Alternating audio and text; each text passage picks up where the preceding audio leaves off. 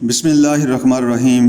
نبی اکرم صلی اللہ علیہ وآلہ وسلم بحیثیت مدبر و منتظم امور خارجہ کے معاملات۔ نبی اکرم صلی اللہ علیہ وآلہ وسلم نے جس طرح داخلی طور پر اسلامی ریاست کے استحکام کے لیے متعدد اقدامات کیے، اسی طرح امور خارجہ پر بھی بھرپور توجہ دی۔ خارجہ امور میں آپ صلی اللہ علیہ وآلہ وسلم کی پالیسی کے نمایاں پہلو یہ تھے کہ دشمن سے باخبر رہنا، اس کی تدبیروں کو ناکام بنانا اور اسلامی ریاست کو عزت و وقار سے ہمکنار کرنا، امن و امان کے قیام کی ہر ممکن کوشش کرنا اور معاہدات کی پابندی کرنا، دعوت و تبلیغ اور سفارتکاری کے ذرائع سے بیرونی علاقوں تک اسلام کا پیغام پہنچانا۔ دشمنوں کے بارے میں پالیسی۔ مدینہ منورہ میں ریاست کے قیام کے ساتھ ہی آپ صلی اللہ علیہ وآلہ وسلم نے دشمنوں کی قوت توڑنے کے لیے پالیسی وضع فرمائی، اور اس میں سب سے پہلے آپ صلی اللہ علیہ وآلہ وسلم نے سراغ رسانی کا ایک ایسا نظام مرتب فرمایا جس سے آپ صلی اللہ علیہ وآلہ وسلم کو قریش مکہ اور دوسرے اسلام دشمن قبائل کی سرگرمیوں کی بروقت اطلاع ملتی رہتی اور اس کے مطابق تیاریاں کی جاتی۔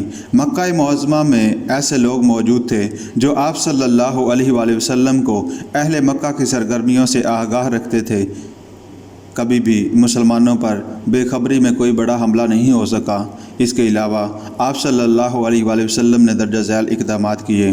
نمبر 1، قریش کے تجارتی قافلوں کے راستے میں آباد قبائل سے معاہدے کیے گئے، اور پہلے قریش کے ہاتھ سے شام کے سفر کا ساحلی راستہ نکل گیا۔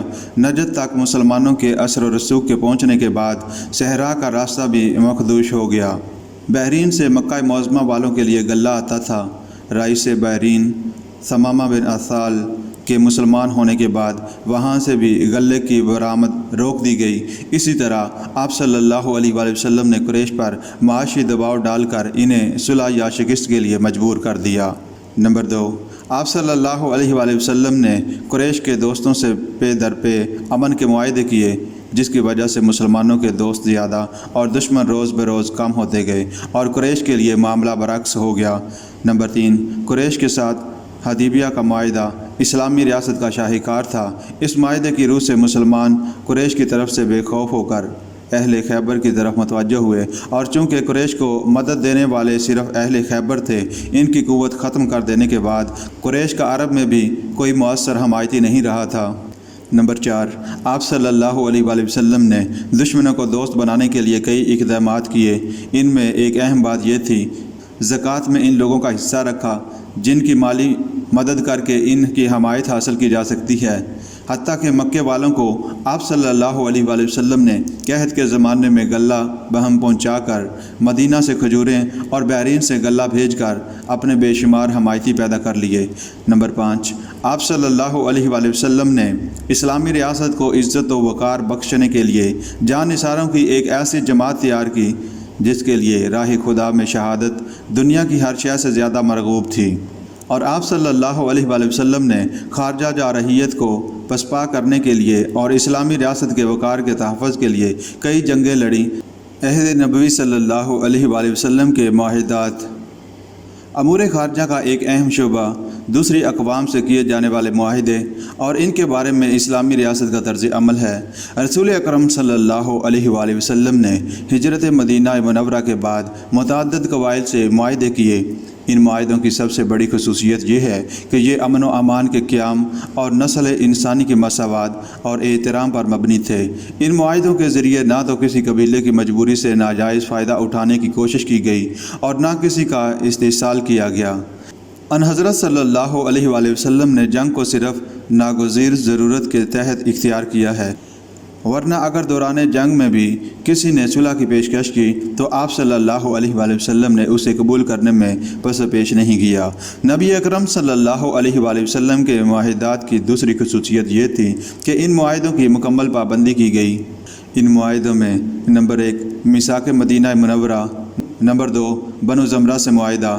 غزوہ ابوا میں بنو زمرہ کے ساتھ ان شرائط پر صلح ہو گئی تھی کہ وہ نہ مسلمانوں سے جنگ کریں گے، نہ مسلمانوں کے کسی دشمن کی مدد کریں گے اور نہ مسلمانوں کو دھوکہ دیں گے۔ نمبر 3، بنو مدلج سے معاہدہ۔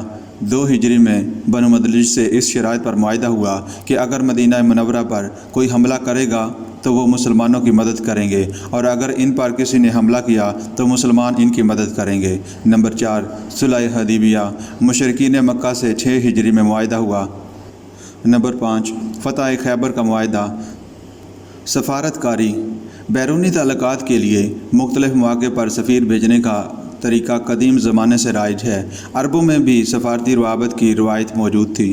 مسلمان ہجرت کر کے حبشہ گئے تو مشرکین نے ان کی واپسی کے لیے نجاشی کے دربار میں 2 سفیر بھیجے۔ جب حضور اکرم صلی اللہ علیہ وآلہ وسلم کو اس کی اطلاع ملی تو آپ صلی اللہ علیہ وآلہ وسلم نے امر بن امیہ الزمری کو اپنا سفیر بنا کر بھیجا، جو اپنے مشن میں کامیاب رہے۔ اس کے علاوہ آپ صلی اللہ علیہ وآلہ وسلم نے تبلیغی مقاصد کے لیے بہت سے سفراء بھیجے۔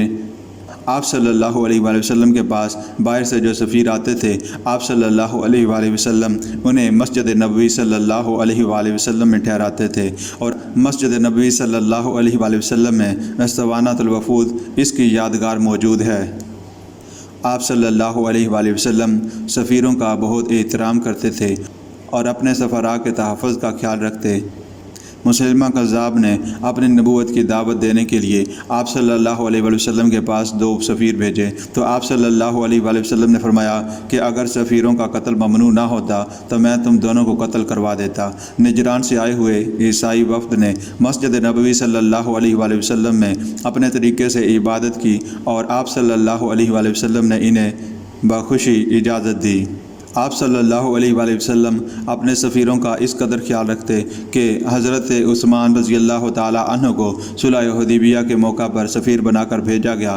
مکے والوں نے انہیں روک لیا اور ان کے قتل کی خبر مشہور ہو گئی تو آپ صلی اللہ علیہ وآلہ وسلم نے تمام صحابہ کرام رضی اللہ تعالی عنہ سے بیعت لی کہ خون عثمان رضی اللہ تعالی عنہ کا بدلہ لیں گے۔ پھر مکے والوں سے معاہدہ ہوا تو جب تک حضرت عثمان رضی اللہ تعالی عنہ واپس نہیں پہنچے، آپ صلی اللہ علیہ وآلہ وسلم نے مشرکین مکہ کے سفیروں کو روکے رکھا۔